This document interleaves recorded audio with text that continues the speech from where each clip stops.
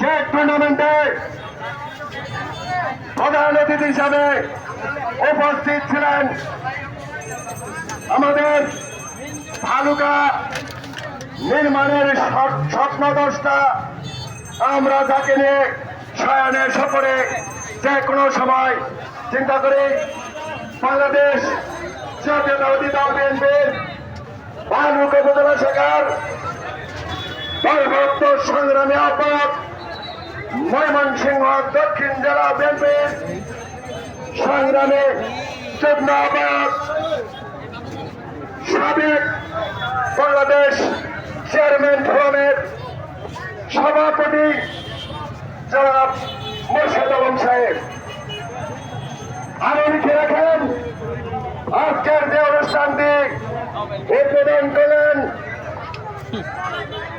তিনি মনের প্রাণে ছাত্রদল, যুবদল এবং পরিশেষে ওনার প্রায় পরিণত বয়সে এসে বাংলাদেশ জাতীয়তাবাদী দল বিএনপির নেতৃত্ব দিচ্ছেন ভালুকার দক্ষ সংগঠক।